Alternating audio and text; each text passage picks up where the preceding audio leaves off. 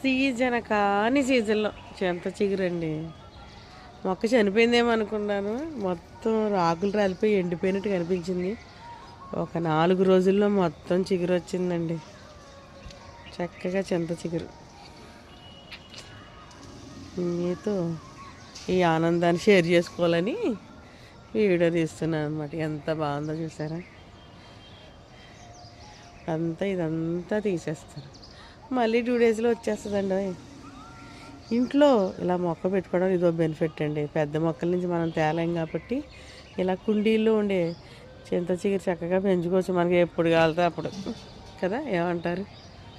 మీరు కూడా వెయ్యండి బాబు ఓ చింత చెట్టు. ఎంతకుముందు ఇది చింత చెట్టు ఉండకూడదు, చింత చెట్టు మీద దెయ్యాలు ఉంటాయి అలా అనేవారు. కానీ ఆక్సిజన్ ఇవ్వదు అనమాట ఈ ప్లాంట్. అందుకని ఇళ్ళ దగ్గరలో ఉంచకూడదు, పెద్ద మానైపోతుంది, వేళ్ళు ఇంట్లోకి వెళ్ళిపోతాయనే దృష్టి అనేవారు. కుండీలో ఏం పెద్ద ప్రాబ్లం ఉండదండి. ఒక 4 ఇయర్స్ ఒక కుండీ పనిచేయలేదు అనుకోండి, పగిలిపోతుంటే ఇంకో కుండీలో మార్చుకుంటాం, పోయేదేముంది. ఏమంటారు?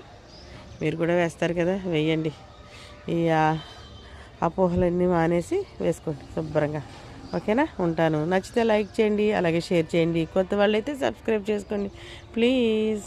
Thank you for watching.